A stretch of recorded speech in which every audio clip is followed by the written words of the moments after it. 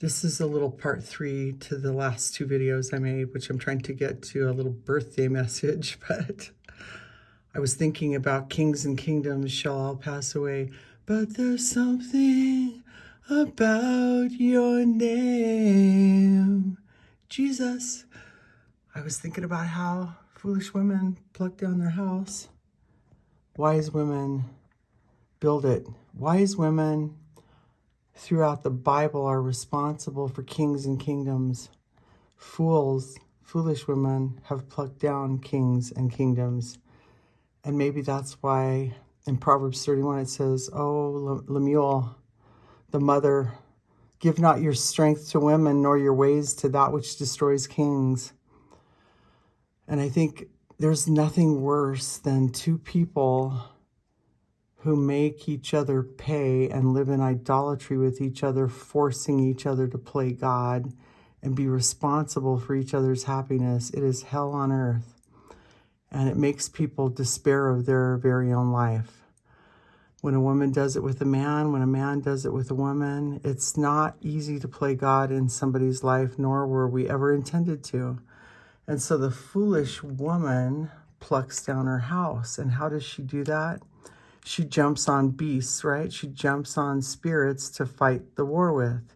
Control, fear, fretting, pity, whining, complaining, murmuring, any kind of demon that there is out there, which when you think of demonic spirits that energize people, think about children. When I was a child, I acted like a child. I thought like a child. I spoke like a child. Children are demanding, controlling, entitled, and cunning and crafty and manipulative to get what they want. And all those demonic thoughts can be seen in the life of a child. That's why when I grew up, I put away childish things, because all of that thinking is exactly where the devil's at. I'm not going to get what I need. So women become controlling, demanding. They live with men in fear and unbelief, and they put a pressure on a man to save them that a man can't bear.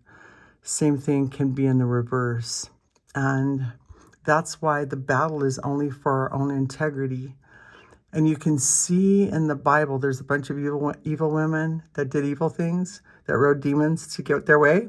And there's women that had faith in God and played their part in the man's life that saved kings and kingdoms. Wise women that built their house, that actually did. They saved kings and kingdoms. And a woman has great power to overthrow a man. Maybe, it looks like men have a lot more ability to take down a woman, but sometimes I wonder if there's more of an equality, maybe even a power that a woman has to pierce a knife through the liver of a man. And if we don't judge the spirit of our mouth and what we're actually feeding that man to get our needs met from him, to force us to play God, and we don't take any time to order our conversation right, it's going to be hard to see God's salvation in our life or that man's life. Because ordering our conversation right is very, very powerful. In many stories in the Bible, the women who did that, instead of just lived in proud wrath and the cunning craftiness of children to get what they want, when they wanted it, and how they wanted it, which tragically, a lot of women push men away. They manipulate men. They mother men. They are treacherous. Again, I'm not saying that men can't be exactly like that, because they can. It's like, what will a woman sell her soul for? And again, what will a woman also sell the soul of her husband for? And if this happens to be you and you're hearing this, there's help in God and there's salvation in God, and you don't have to ride beasts, and you can build up your house instead of tearing it down. Amen.